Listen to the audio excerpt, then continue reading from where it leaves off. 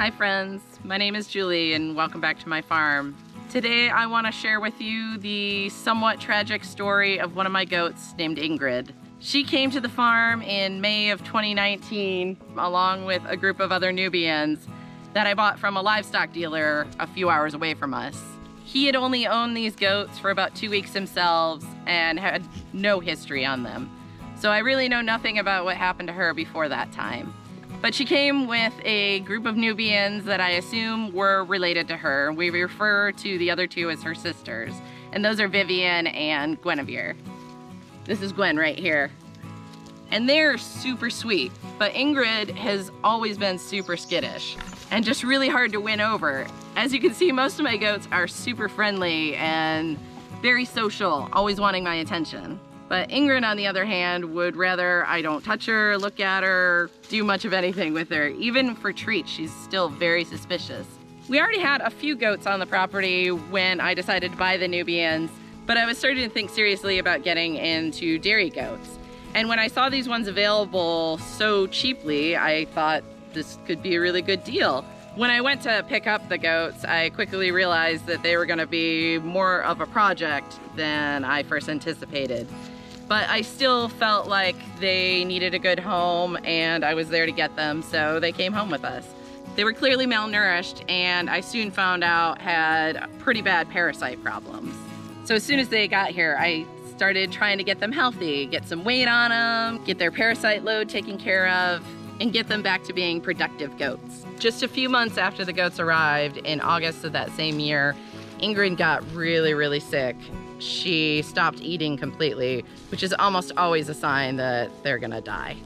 And I had very little hope that she was gonna come through, especially because of her particular demeanor where she really didn't want my help or intervention. And it was very stressful for her to have me try to treat her. So what we ended up having to do was separate her to a private stall away from the herd, just so I could get my hands on her easier and I wasn't chasing her around every day just to give her medication. Not only did I start really aggressively treating her worm problem, I also basically had to keep her alive by syringing her water and electrolytes and power punch just to be able to get some vitamins and minerals and a little bit of glucose in her system. And of course she fought me every step of the way, but over a 2-week period she started to recover.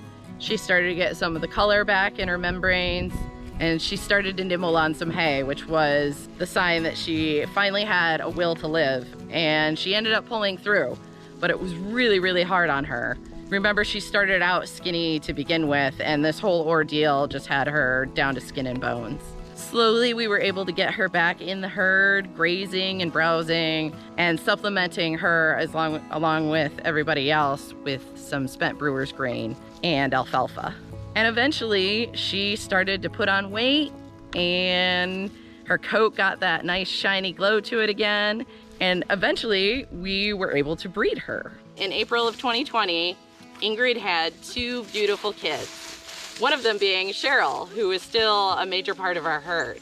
She was a great mom, very protective, but still really skittish. And until recently, she had really taught Cheryl to stay away from me as well. And both of them were really hard to get their hands on. But I'm pretty tenacious when it comes to winning over animals, and goats are pretty easy once you introduce treats. Plus, when Cheryl had her babies, I was there to assist her. And I found that's one of the best ways to bond with these goats. So now we're good friends, right, honey? Hi, sweetie. And then just this past December, Ingrid had 2 more beautiful babies, another boy and a girl. And we named them Evie and Evander, and they're doing great. And again, she's been a really protective, caring mom. The day she had these babies, Daryl and I were working nearby, so we were able to supervise the whole thing. I even got some really good footage of the birth. And those first 2 babies came out with no issue. They started nursing, she was licking them, everything was going exactly how you would like a goat birth to go. But within a few hours, it became clear that things were probably not quite right with Ingrid. She was pawing the ground, she was having trouble passing her afterbirth. And before long, I knew that she probably had another kid in there. So we ended up having to restrain her, and I had to physically go in and try to get that baby out.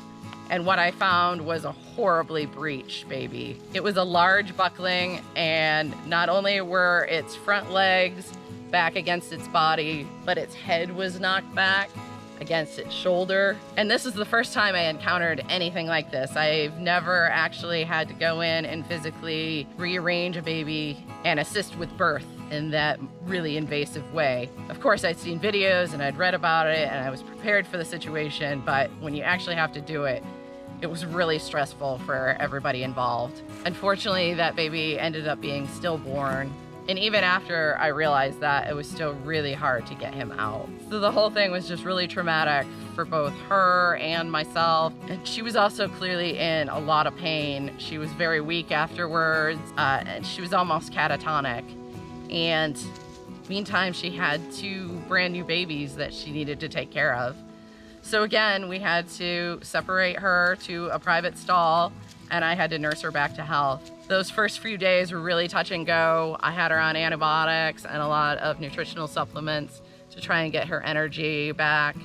She had lost a lot of blood and she was still suffering quite a bit of swelling, so she was on some anti-inflammatories.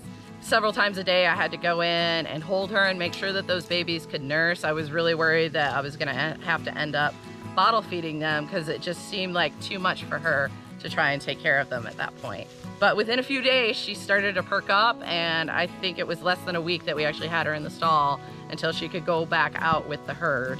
And she's been a great mother since. It took her a little bit to kind of recover and I think to get her milk production up. But she pushed through and she ended up raising 2 healthy, beautiful babies. By February of this year, Ingrid was doing so well that I decided that it was finally time to try and add her to my milking lineup. That was the whole reason I had gotten these goats in the first place. And I had always hoped that her and I would become really good friends and that I could get her on the milk stand every day, give her treats, and that she could be part of that group. And I worked really hard with her, and we got to the point after a lot of patience and trying different ways to restrain her and teach her to not freak out when I touched her udder and to stand there while I milked her. We finally got it down, and she became an integral part of my daily milking routine. Well, that was going great for over 2 months. And then one morning she came in, she jumped right up on the milk stand, and that's when I noticed that she had a bulge under her abdomen. And I knew right away that it was probably a hernia, and I felt it and I confirmed that that's what it was. And unfortunately, there aren't a lot of good solutions for something like that. Pretty much the only way to fix it is surgical. And for a goat like Ingrid, who is super skittish, hates being handled, hates being separated,